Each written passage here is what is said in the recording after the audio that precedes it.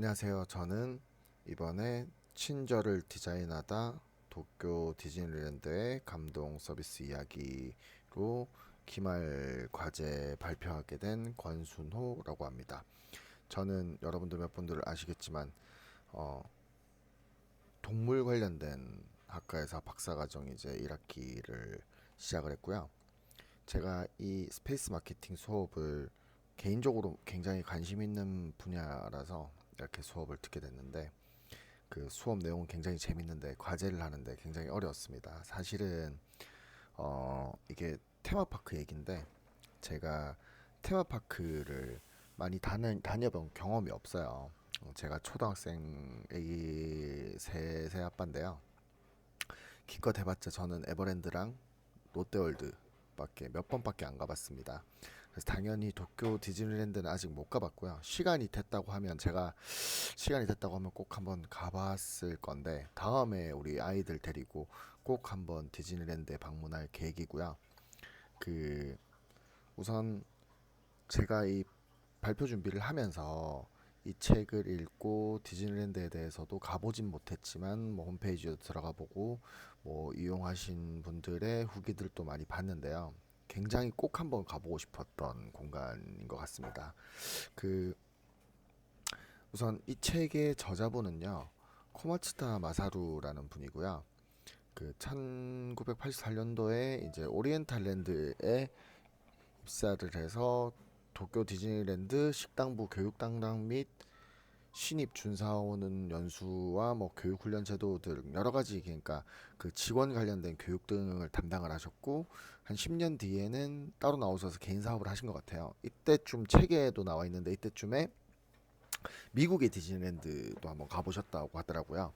그래서 어쨌든 그 관련된 사업도 하시고 이것도 마찬가지로 매니지먼트와 네트워크 오피스 설립을 하셔서 ATMS라는 뭐 그 이런 세미나도 개최를 하셨고 뭐 주요 조서는 그 도쿄 디즈니에 관련된 그리고 디즈니랜드에 관련된 여러 가지 책들을 쓰신 것 같습니다. 목차는 이렇습니다. 대략적으로 그래서 디즈니랜드의 간단한 소개와 뭐 감동 서비스 철학 그리고 서비스 핵심 요소 그리고 캐스트 교육 그리고 고객 경험 설계 그리고 서비스 사례와 혁신 이렇게 이야기해 보려고 합니다. 우선 디즈니랜드는 그 고객을 게스트로 하고 직원을 캐스트라고 부릅니다. 되게 신기합니다. 그냥 뭐 단순한 커스터머가 아니라 단순한 그냥 뭐 직원의 개념이 아니라 고객을 게스트로 그리고 직원을 캐스트로 여기는 것으로 시작을 합니다.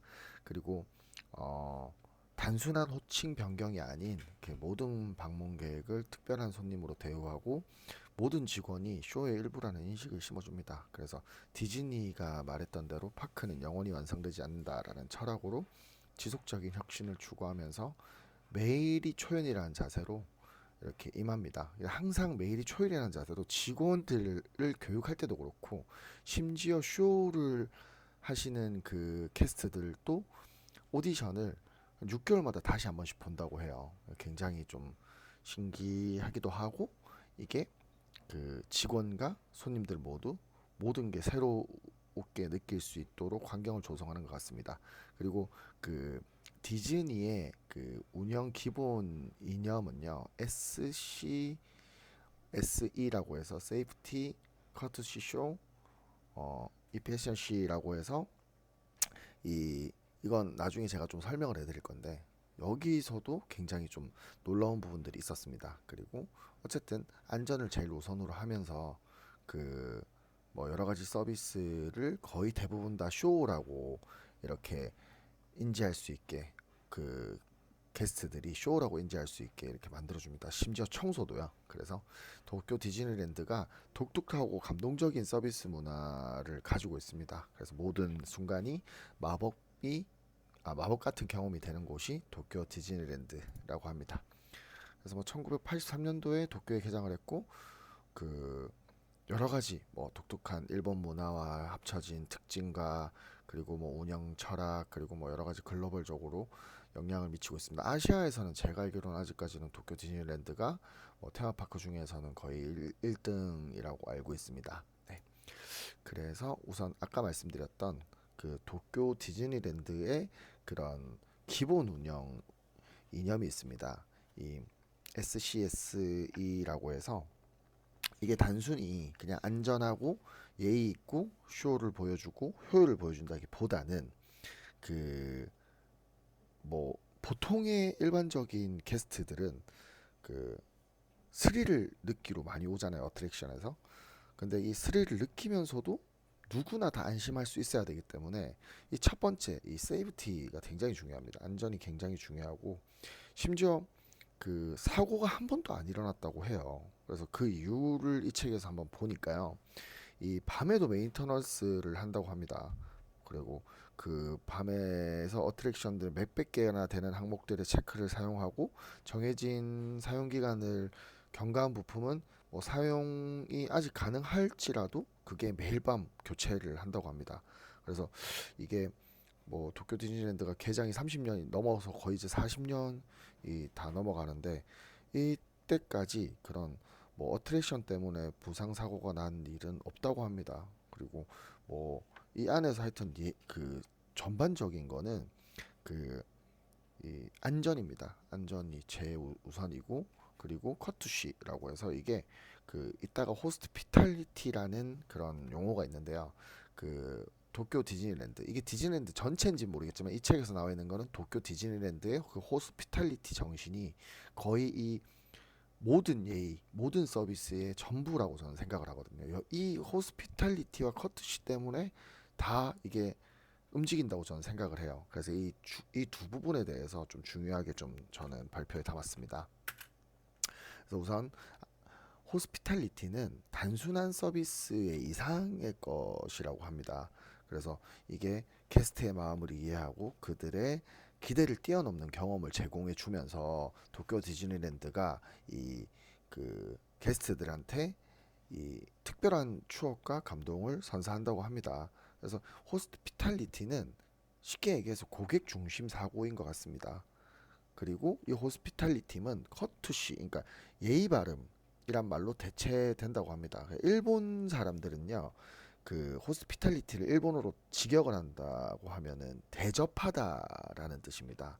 그래서 대접하다라는 뜻이고 이 게스트는 마치 가족이고 그리고 여기에 파크에 온 그 디즈니랜드에 온 손님이자 진심으로 대해야 되는 그런 대상이라고 생각합니다. 그러니까 정말 그냥 단순히 이 도쿄 디즈니랜드의 그 캐스트들은 마음 진짜를 써서 진심으로 서비스를 한다는 게 보여집니다. 그래서 고객은 단순한 커스터머가 아닌 게스트고요. 직원은 단순 응대가 아닌 캐스트라고 표현을 합니다. 이게 제가 교수님 수업 시간 때도 이 얘기를 들었었는데 이 책을 읽으니까 조금 더 이해가 된 부분이 있었습니다. 그래서 도쿄 디즈니랜드의 호스피탈리티는 절대로 거짓 호스피탈리티가 아닙니다. 그 아까도 말씀드렸지만 일본어로 직역하면 대접한다는 뜻을 가지고 있기 때문에 그 이 호스피탈리티의 본질이 그 도쿄 디즈니랜드의 호스피탈리티의 본질이 어떻게 보면 자기의 욕심을 겉으로 표현하지 않고 자연스럽게 행하는 행위가 호스피탈리티의 본질이라고 생각합니다. 그래서 이 호스피탈리티를 실행하기 위해서 직원들의 그 캐스트들의 교육도 굉장히 체계적으로 잘 이루어지고 있습니다. 그래서 긍정적인 마음 자세와 양심을 자연스럽게 표현하고 고객의 감동을 얻을 수 있게 이렇게 해서 이 진정한 대접을 보여주는 게 호스피탈리티 정신이라고 생각을 합니다.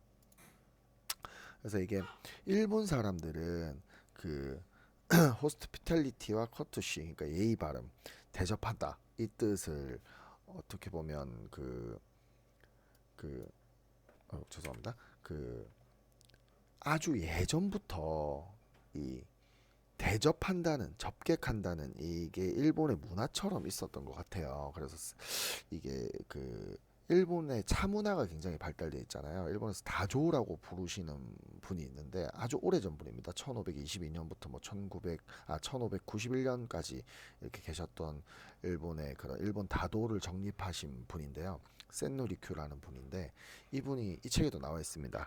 이 대접에 대해서 7가지 법칙을 세웠는데요. 저는 여기 있는 말들 뭐 다른 말들은 거의 차에 관련된 이야기인데 좀 인상 깊게 이렇게 봤던 게 모르는 손님을 배려하라 라고 해서 이 마지막이 모르는 손님을 배려하라라는 말로 해서 이 모르는 손님에 대한 일본이란 나라에 저도 뭐 몇 번 일본이란 나라를 방문을 해봤는데 굉장히 친절하잖아요. 그래서 이 뭔가 내가 모르는 사람에 대한 배려심이 굉장히 강하고 그게 다 예의로 비춰집니다. 그래서 제가 느끼기에는 도쿄 디즈니랜드가 이 책에서 말하는 거는 거의 친절의 끝이라고 저는 생각을 합니다. 그래서 어쨌든 도쿄 디즈니랜드는 인사법 자체도 틀리다고 해요. 그래서 커트시를 습관화합니다. 이 커트시란 건 아까도 말씀드렸다시피 예의 발음입니다. 직원들끼리도요. 그냥 서열의식이 이렇게 얽매이지 않는 커뮤니케이션을 하고요. 같은 캐스트끼리든 C를 붙여서 서로 존경을 나타냅니다. 뭐 아래 위가 없다는 거죠. 아래 위가 없다는 게 뭐 예의가 없다는 게 아니라 그 캐스트들끼리 거의 동등한 관계로 이렇게 업무를 보는 것 같습니다. 그리고 단순히 고객이 왔을 때 그냥 안녕하세요, 어서 오세요 이런 말보다는 안녕하세요, 좋은 오후입니다 이런 식으로 뭐 아침이면 안녕하세요, 좋은 아침입니다 이런 식으로 인사를 해야지 뭔가 고객의 마음을 더 많이 얻어낼 수 있다고 이 책에서 표현을 하고 있고요. 그리고 인사는 당연히 고객의 얼굴을 보고 웃는 얼굴을 한다고 합니다. 그리고 청결한 몸가짐을 철저하게 한다고 합니다. 그리고 이 도쿄 디즈니랜드의 캐스트들은요 세탁이 의무입니다. 무조건 매일매일 세탁을 해야 된다고 해요. 깨끗한 옷이라 할지라도 매일매일 세탁을 해야 되는데 그 이유는 그 한 번 착용한 옷을 이 그 다음날 혹시나 입고 나갔을 때 냄새가 나거나 그랬을 때 남한테 피해주는 생각이 아니라 캐스트들이 스스로의 자존감을 좀 무너지게 할 수 있다라는 것 때문에 이게 뭐 이 세탁이 의무가 돼 있다고 합니다. 그리고 종업원용 화장실도 청소 담당 캐스트를 둔다고 합니다. 그리고 어쨌든 예의나 몸가짐을 철저하게 하면서 이 게스트를 맞을 준비를 한다라는 겁니다. 그러니까 이건 손님이 오기 전, 그러니까 게스트들이 오기 전부터 모든 준비들을 이런 식으로 매뉴얼화 시켜서 하고 있다라는 걸 느꼈습니다. 자, 그래서 제가 아까도 말씀드렸지만 호스피탈리티가 이 도쿄 디즈니랜드의 어떤 정신 같은 거잖아요. 접대한다, 대접한다라는 뜻이니까 게스트들을 대접하기 위해서 실천하는 16가지 포인트가 있습니다. 이 책에서 말하는 첫 번째는 웃는 얼굴과 인사를 적절한 때에 자연스럽게 한다. 그리고 두 번째는 그 고객을 기다리게 하지 않는다. 그리고 밝고 정중하게 상황에 맞는 어법을 구사하고 고객이 요구하기 전에 원하는 것을 미리 합니다. 그리고 고객의 이름, 얼굴, 취향 등을 기억을 합니다. 그리고 상황과 장소에 맞는 대화를 합니다. 그리고 항상 뭐 같이 일하는 캐스트들이든지 뭐 방문을 하시는 게스트들이든지 주위 사람들을 항상 배려하는 그런 걸 가지고 있고요. 전화 응대는 정확하고 친절하게 하고 배움과 한송은 기분 좋게 하고 케어하고 간결하게 움직이고 고객의 주문이나 부탁은 절대 잊지 않고 그리고 청결한 인상을 주고 실수나 잘못한 것은 마음으로부터 우러나는 사과를 하고 고객의 움직임이 주의 깊게 보고 대응이 바로 가능하도록 한다고 합니다. 그리고 고객을 이끌어가고 고객을 절대 부끄럽지 않게 만들게 한다고 합니다. 그래서 여기 그 도쿄 디즈니랜드의 내부적인 그런 매뉴얼들 자체가 고객들이 뭐 당황을 하거나 고객들이 한테 일어날 수 있는 그런 컴플레인 같은 거를 미리 예상을 해서 그걸 아예 없애버린 상태에서 업무를 한다고 해요. 그리고 보통 테마파크의 레이아웃은 뭐 어트랙션들이 이렇게 여러 가지가 있고 동선들이 있겠지만 저는 그런 부분보다 좀 더 이렇게 이 책을 읽으면서 좀 인상 깊었던 것이요. 게스트의 그런 몰입감을 주기 위해서 이렇게 구역별의 테마 설정은 당연히 뭐 디즈니랜드의 뭐 이렇게 특징처럼 있는 거고요. 좀 놀랐던 게 그 테마파크 내 자동 판매기가 없다고 해요. 디즈니랜드는 뭐 왠진 모르겠는데 그 자동 판매기가 있으면은 좀 더 뭐 손님들은 편하겠지만 직접적인 응대가 불가능하기 때문에 그렇다고 합니다. 그리고 쓰레기는 딱 15분 안에 처리가 되고 매일 그 물청소를 한다고 합니다. 거의 뭐 어린아이가 뛰어다닐 정도로, 이 책에서 여러 번 표현을 하는데 어린아이가 그냥 맨발로 뛰어다닐 정도로 그런 뭐 쓰레기통 주변 혹은 그냥 일반 바닥에도 이렇게 물 청소를 한다고 합니다. 그리고 동선을 그 게스트의 편안한 이동을 위한 효율적 동선을 설계를 해서요. 동선을 딱 최적화해서 이렇게 움직이게 만들어 놨더라고요. 그리고 고객을 한상을 깨는 상품들과 물건들은 그 교수님이 이것도 저기 수업 시간에도 말씀하셨던 건데 책에도 나와 있습니다. 지하 스테이지로 이동을 해서 이렇게 보이지 않게 이렇게 만들어 놨다라고 표현이 되어 있고요. 그리고 어트랙션의 디자인 또 여러 가지 스토리텔링 요소를 가미한 독특하고 매력적인 어트랙션들을 많이 놔두어서 이 사용하는 그러니까 게스트들이 이 환상에서 벗어나지 않을 수 있게 최고의 노력을 한다고 합니다. 그리고 분위기 조성은 당연히 뭐 음악이나 조명이나 향기 등을 활용해서 몰입적인 환경을 조성하고 환상을 깨지 않아야 되니까요. 그리고 오피셜 호텔 같은 경우에도 12층 이하로만 짓지 12층 이상으로 짓지 않는다고 합니다. 왜냐하면 쇼를 할 때 이 오피셜 호텔이 보이게 되면 환상을 깬다고 합니다. 이것도 교수님이 수업 시간 때 말씀하셨던 것 같습니다. 어쨌든 그리고 하나 더 그 혹시나 이 그 식중독이 이렇게 일어날 수도 있잖아요. 근데 이게 내부 음식보다는 외부 음식이 더 많이 이동을 한다고 합니다. 왜냐하면 그 식중독이 일어나게 되는 게 그 내부 음식은 디즈니랜드에서 철저히 관리를 한다고 합니다. 근데 외부 음식은 도쿄 디즈니랜드까지 오려고 하면 먼 분들은 차를 타고만 대여섯 시간 그리고 차가 굉장히 많이 밀리기도 해서 뭐 아주 꽤나 오랜 시간 동안 이렇게 집에서 싸온 음식을 가지고 있는데 혹시나 상할 수도 있는데 이 상함이 그냥 단순히 그냥 남들한테 냄새를 풍긴다 이런 정도가 아니라 내가 뭔가 경험을 하러 와서 이 상한 음식을 먹고 식중독에 걸렸을 때 내 기억 자체가 아무리 좋은 뭐 어트랙션을 보고 경험을 하고 아무리 캐스트들이 노력을 해서 좋은 경험을 만들어 주려고 노력을 해도 이 배가 거기서 한번 아파버리면은 뭐 끝나는 거기 때문에 그 경험은 끝나는 거기 때문에 아예 외부 음식을 반입을 못하게 한다고 해요. 이거는 뭐 어떤 영업적인 부분도 보다는 그 수익을 얻기 위한 부분보다는 그냥 어떻게 보면 말 그대로 이 도쿄 디즈니랜드의 정신을 그대로 이어서 이 게스트들이 행복한 하루를 보낼 수 있는 최고의 분위기 조성 중에 하나라고 생각합니다. 그리고 뭐 여러 가지 세부적 서비스들에 대한 사례들도 많이 담았어요.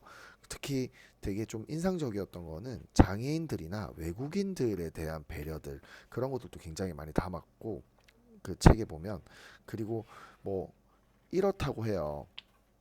처음에 도쿄 디즈니랜드를 개장을 할 때요. 그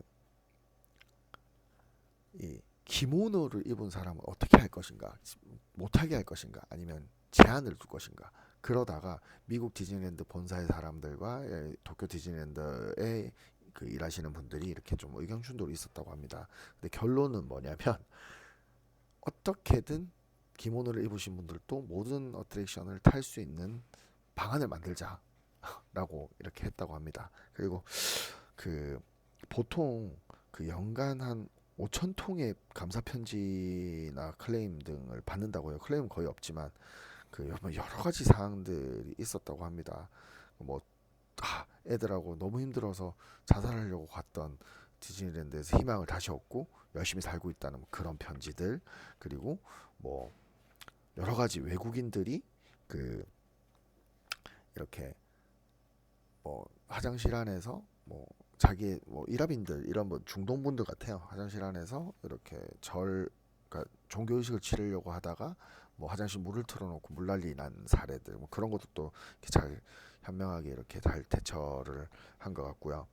그 장애인들조차도 편하게 이용할 수 있게 특히 뭐 이런 사례들 보면은 전신마비 어린이 환자한테도요 이렇게 뭐 전담 캐스트가 붙어가지고 이렇게 하루 종일 볼 수 있게도 하고 어쨌든 작은 디테일 하나 하나가 어 그 게스트들 각자 사연들마다 이렇게 뭔가 맞춤형 서비스를 할 수 있는 최고의 그런 경험들을 만들어주는 게 도쿄 디즈니랜드가 아닌가 싶습니다. 그리고 게스트의 교육은요, 그 디즈니 서비스를 하나의 문화로 이렇게 발전을 시켜서 한다 하더라고요. 그래서 신입 캐스트들은 디즈니 대학에서 철저한 교육을 받는다고 합니다. 그리고 이 실전 훈련을 통해서 항상 서비스 스킬을 연마를 한다고 합니다. 그래서 교육은 첫 번째는 무조건 체험을 먼저 시키는 게 한다고 합니다.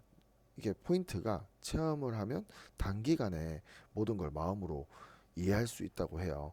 그리고 시청각 교육은 연수에서 필수적이라고 합니다. 무슨 말이냐면 항상 말하면서 행동하기를 보여준다고 합니다. 이게 신입사원들을 대상으로 선배들이 코스튬을 입고 본보기를 보이는 형태로 인사를 하는 코너가 있다고 합니다. 실제로 이 신입 캐스트들한테 감동을 막 준다고 합니다. 그래서 무슨 교재의 문장을 읽는 것보다 이렇게 체험하게 만들어서 그 젊은 캐스트들한테는 큰 동기부여가 될 수 있는 약간 그런 좋은 서비스를 미리 그러니까 경험하게 해주는 거라고 합니다. 그리고 되게 신기한 게요. 그 정상원 교육을 하면은 그 디즈니랜드 그 디즈니의 철학을 각인시켜 주는 게 굉장히 중요한데 그 중에 하나가 커스터 테일 체험이라고 합니다. 이게 그 뭐 정사원 교육 끝나고 한 4월 초부터 골든티가 끝나기 전까지 한 40일간 실시를 한다고 하는데요. 파크를 돌아다니면서 체험 실습을 하는 겁니다. 그래서 파크가 이 곳곳을 돌아다니면서 디즈니의 철학을 모두 배울 수 있다고 합니다. 청소를 하면서. 그래서 모든 캐스트가 마법사가 될 수 있는 디즈니 대학에서 캐스트 교육을 철저하게 해서 게스트들을 만날 수 있고 이 호스피탈리티 정신을 이렇게 발휘할 수 있도록 이렇게 도와준다고 합니다. 그래서 모든 게스트들은 또 굿쇼와 배드쇼의 차이를 이해할 수 있도록 이렇게 교육을 받는다고 해요. 그러니까 해야 되는 행위, 반드시 행해야 되는 행위, 그리고 절대로 하지 말아야 되는 행위들의 구분을 주면서 어느 쪽이 맞는지, 어느 쪽이 틀렸는지를 명확하게 캐스트들이 인지할 수 있게 한다고 합니다. 그래서 행동의 선악이나 뭐 가능과 불가능에 대한 판단을 여러 가지 프로젝트를 통해서 이 서비스를 할 수 있게 계속 그 철저하게 교육을 한다고 합니다. 그리고 아까도 말씀드렸다시피 청소도 쇼의 일부라고 해요. 뭐 무릎 꿇고 청소하는 일은 거의 없다고 합니다. 교수님이 말씀하셨던 것 같아요. 근데 그게 책에서도 나와 있었던 것 같아요. 그러니까 그 디즈니에서 청소는 말 그대로 쇼고요. 그 청결한 코스튬을 딱 입고 빗자루와 쓰레받기를 지는 법도 딱 정해져 있고요. 그리고 빗자루와 쓰레받기를 손에서 놓을 때는 세워서 놓는다고 합니다. 그래서 허리를 굽혀서 쭈그려 앉거나 이렇게 하지 않는다고 합니다. 청소할 때도 쇼처럼 즐거운 시각적인 그 경험들을 게스트들한테 주려고 노력을 하는 것 같습니다. 그리고 디즈니랜드는 매뉴얼이 철저하게 있지만 매뉴얼이 유동적으로 살아 있습니다. 이게 무슨 말이냐면 처음에 그 신입 사원들은요 그 매뉴얼을 따라합니다. 매뉴얼을 따라하고 파크에서 체험을 쌓으면서 본인 스스로가 이 매뉴얼을 부딪혀가면서 현장에서 다시 추가하고 수정하고 정정한다고 합니다. 왜냐하면 매뉴얼이 계속 살아 있어야지 운영 능력이 높아진다고 판단을 합니다. 그래서 매뉴얼은 6개월에 한 번씩 누구든지 이 안에서 일하시는 분들은 아르바이트생 포함해서 바꿀 수 있다고 합니다. 물론 상부에 이제 그 재갈이 떨어져야 되겠죠. 그리고 클레임 매니저먼트라는 거를 이렇게 정해서요. 이 클레임 매니저먼트를 정해서 그 예상되는 클레임을 미리 상정하고 검토해서 이 예상되는 클레임을 최소화해서 아예 고객 불편을 최소화하겠다는 그런 시스템도 있더라고요. 그래서 마지막에 보면은 이 모든 스태프가 이런 것들을 표준화해서 이 컴플레인을 그냥 없애보자라는 것 같습니다. 그래서 되게 좋은 것 같습니다. 그래서 이런 모든 것들이 서비스의 개선이 되고 지속적인 서비스의 혁신과 이 고객은 반대로 또 엄청나게 새로운 체험을 계속 할 수 있고 그래서 이 디즈니랜드가 롱런을 할 수 있지 않나라는 생각이 듭니다. 그래서 뭐 문제 인식을 하고 당연히 그 클레임을 미리 알 수 있으니까 게스트의 불만 신호를 빠르게 포착을 하고 문제 상황에 즉각적으로 대처하고 게스트 입장에서 이해하고 경청하고 해결책을 제시하고 그리고 문제 해결 후에 지속적인 관심 표현을 하고 그리고 매뉴얼을 준수하고 그리고 부서 간의 협력으로 효율적인 문제 제기를 하고 상황에 따른 융통성 있는 대처를 하고 그리고 서비스 개선을 위한 지속적인 노력을 한다고 합니다. 그래서 이 책에는 안 나와 있는데 제가 도쿄 디즈니랜드 그 홈페이지에 들어가서 한국어로 되어 있는 이 PDF 파일을 다운 받아서 이렇게 올렸는데 이걸 보고 있으니까 이걸 좀 자세히 봤었거든요. 어떤 어트랙션들이 있고 어떤 테마들이 있고 이런 걸 봤는데 정말 한번 가보고 싶더라고요. 그래서 제가 놀이공원 중에 제일 가본 곳 중에 제일 큰 곳이 에버랜드인데요. 이건 그냥 딱 봐도 에버랜드보다 더 커 보이고요. 꼭 한번 우리 아이들 데리고 갈 생각입니다. 그래서 좀 마무리를 짓자면은 도쿄 디즈니랜드는 단순히 도쿄에 있는 테마파크가 아니라 글로벌적으로 영향을 미친다고 합니다. 제가 봤을 때는 아마 우리나라 에버랜드도 이 도쿄 디즈니랜드에 영향을 좀 받지 않았을까라는 생각을 하는데 잘 모르겠네요. 그리고 뭐 호텔이나 뭐 테마파크뿐만 아니라 호텔이나 항공사, 소매업 등의 다양한 서비스 산업에서 도쿄 디즈니랜드의 고객 중심 서비스와 직원 교육 방식을 벤치마킹해서 자사의 서비스 품질 향상에 적용하고 있다고 합니다. 정말 도쿄 이 책에서도 나와 있습니다. 도쿄 디즈니랜드는 그냥 고객 중심 회사입니다. 고객을 어떻게 행복할까 고민하는 회사인 것 같아요. 그래서 결론은 도쿄 디즈니랜드의 감동 서비스는 철저한 고객 중심의 철학을 가지고 세심하게 직원 교육을 하고 지속적인 혁신을 통해서 이루어지고요. 핵심 정신인 호스피탈리티와 진정성 있는 서비스는 단순한 엔터테인먼트를 넘어서 고객이 잊지 못할 경험을 선사하는 것이 이제 도쿄 디즈니랜드가 가고 있는 길이고 앞으로도 변화하는 고객 니즈에 맞게 도쿄 디즈니랜드는 지속적으로 변화할 것 같고 이 디즈니 정신이 변절되지 않는다면 전 꾸준히 더 성장할 것 같다는 느낌이 들었습니다. 이 책을 읽으면서 그리고 도쿄 디즈니랜드의 감동적 서비스는 테마파크뿐만 아니라 여러 가지 서비스업에도 기감이 되어서 좋은 성공 사례로 항상 기억될 것 같습니다. 그 이 책을 읽으면서 제가 딱 느낀 점이요. 야, 어느 멋진 어트랙션보다 진정성 있는 서비스가 게스트의 마음을 움직일 수 있다. 저도 그럴 것 같아요. 아무리 좋은 놀이기구는 몇 번 타면 금방 질리지만 이 진정성 있는 서비스는 절대 질리지 않는다고 저는 생각하거든요. 그래서 이 친절을 디자인하다 도쿄 디즈니랜드의 감동 서비스 이야기 이 리뷰 마치도록 하겠습니다. 감사합니다.